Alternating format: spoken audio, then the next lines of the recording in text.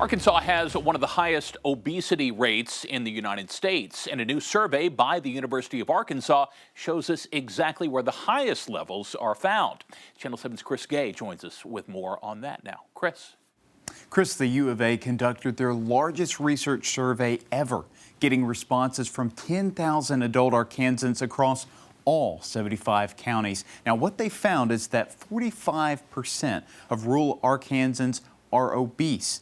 The areas in red on this map have the highest prevalence of obesity, and in some of the areas like Union County, Nevada County, and Grant County, they are especially prevalent.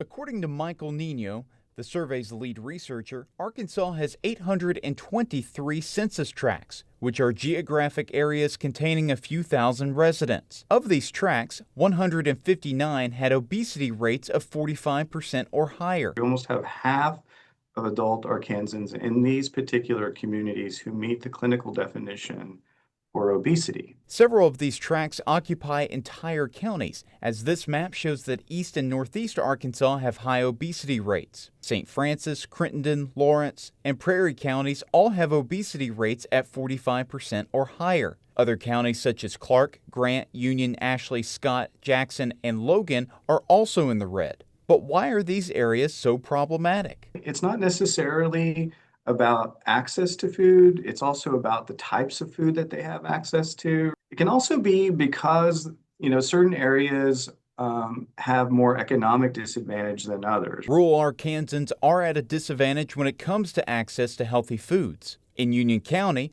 there are only a handful of grocery stores, with El Dorado having a Walmart and a Brookshire's. But in cities like Smackover and Junction City, options are slim to none, as most of the major grocery chains are located in larger cities. To try to combat this issue, the Arkansas Food Bank distributed nearly 42 million pounds of food in 2024. Counties with high rates of obesity saw a quarter of that distributed food as produce. We want to be starting at the pantry level to make sure they're giving out 30% produce and then moving up to the county level. How can rural Arkansans benefit from this new data?